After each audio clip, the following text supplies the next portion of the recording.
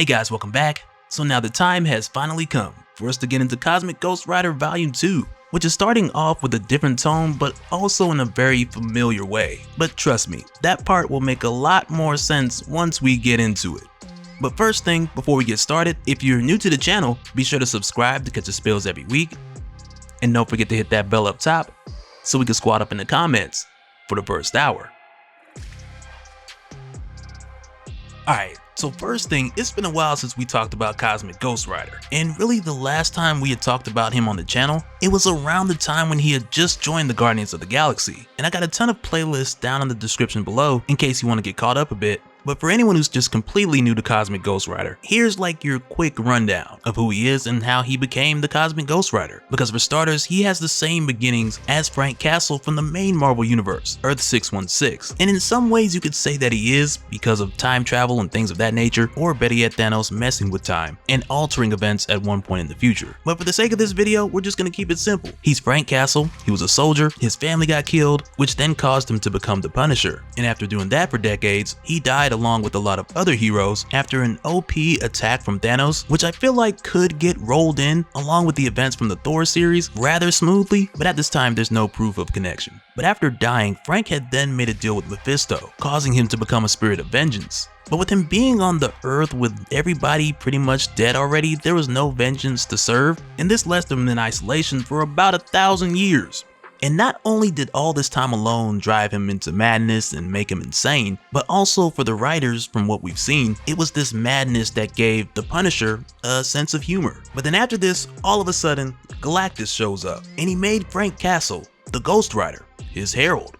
But after that, Thanos killed Galactus, so Frank then worked for Thanos up until Silver Surfer Black killed him. But just before that timeline was destroyed, Odin snatched Frank Castle out and brought him to the Valhalla of the main Marvel universe, only to then send him off through time, which is what then starts off Cosmic Ghost Rider Volume 1. But real quick, I also gotta say, and I'm just thinking of this looking back now, but it's kind of funny how at the time, Odin told Frank that he doesn't deserve to be in Valhalla and that he's not at rest, and how Odin thought that Frank never would be, like ever. And look at Odin now. Who can't find rest now?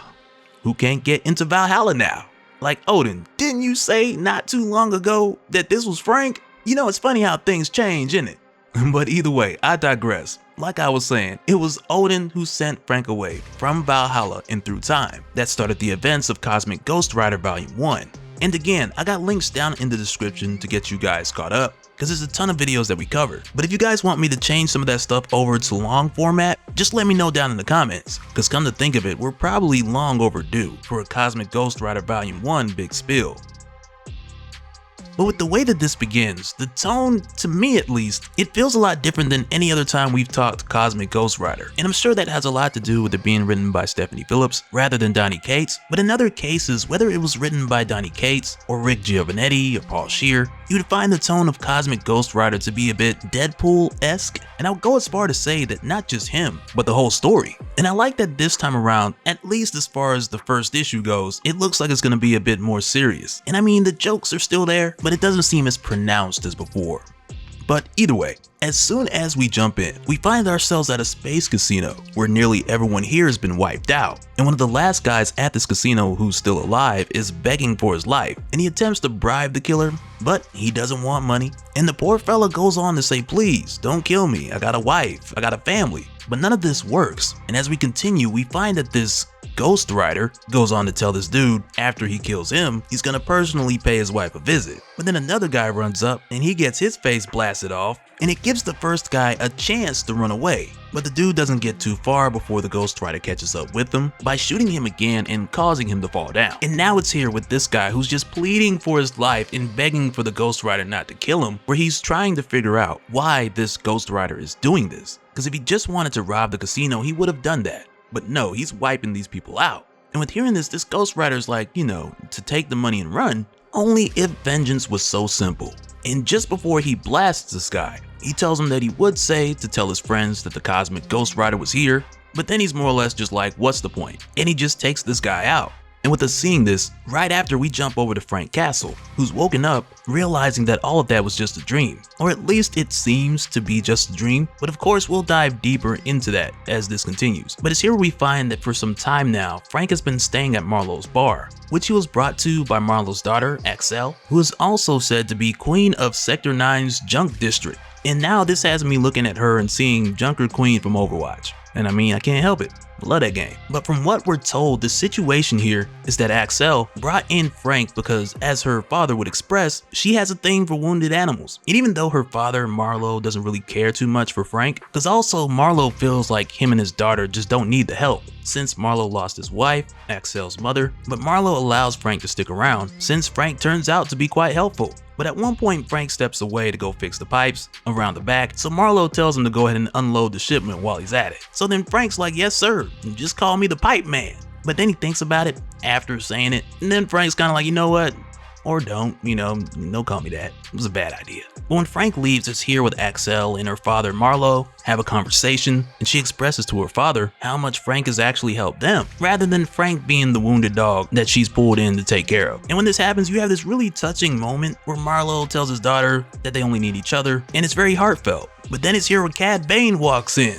And I mean, it's not really him, but he has the vibe. And really it's more of the we got Cad Bane at home kind of vibe, but hey, I get what he was going for. But with him coming here, Marlowe first tells him that hey, they're closed and he's gotta go. But the stranger goes on to let them know that he overheard a bit of their conversation.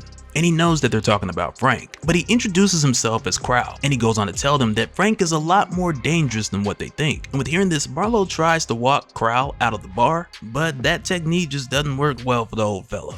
And for Axel, with her seeing her father get folded up by this stranger, she then grabs a bottle and goes upside Crow's head. But it doesn't do much, except get Crow to draw his guns and demand the two to tell him where the Cosmic Ghost Rider is. And with all this commotion stirring up, Frank hears it and he comes out from the back, telling Crow that the Cosmic Ghost Rider no longer exists. But as soon as Crow sees Frank, things go crazy, because he shoots at Frank, telling him that this is for the Sakaran Guard, but Frank doesn't know what this guy's talking about. And amidst him not being able to change here, he's still the Punisher, so he's able to get closer and knock one of the guns out of this guy's hand. But Crow flips this around and he grabs Axel. And with seeing this, Marlowe tries to reach in and save his daughter, only to then get shot by Crow, killing him right there in front of his daughter in his own bar. But now when this happens, Frank then wakes up again. But this time he knows that that was a dream, because there's no way that he would have actually hesitated to pull the trigger.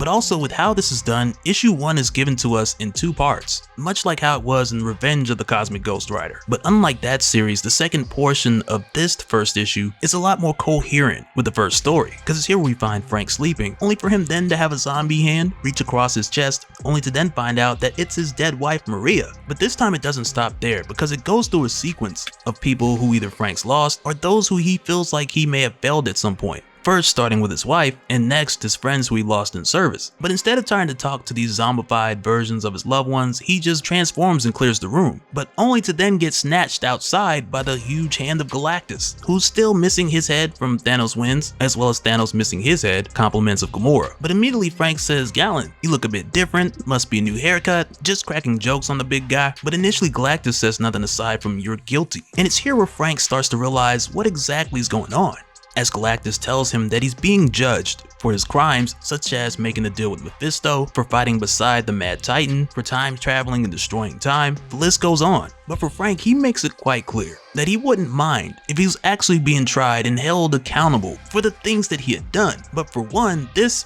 isn't Galactus, so he frees himself while saying that he'd feel a lot more comfortable if he knew who he was really talking to. But then next he drops down, and as soon as he does, he's then confronted by his children, with them asking, "Daddy, why did you let us die?" But again, for Frank, with him now knowing that none of this is real, he just painfully pushes through. And as this continues, he's confronted by Headless Thanos, as well as a number of other zombies and creatures, but with fighting them off, he eventually does a huge Hellfire blast, which this time clears the room all except for one person. And as it turns out, this guy, he isn't some grand villain, but instead he just happens to be a guy who lost everything, his family as well as his whole planet, to where eventually he used magic to try to get back at the Cosmic Ghost Rider. And with seeing this, Frank destroys the gem that this guy was using to pull this off, and he tells the guy that he's sorry, but this won't bring them back. Magic comes at a cost, and eventually you'll lose yourself. And after that, Frank just leaves him there. And so now real quick, I want to give a special shout out to all the patrons. Thank you guys for all of your support. And for anyone who's new here, who wants more information on how to support the channel, I got a link below where you can go to patreon.com/dopespill. But that'll do it for this one, guys. Let me know your thoughts down in the comments below, and we'll do it again on the next one. Alright, later.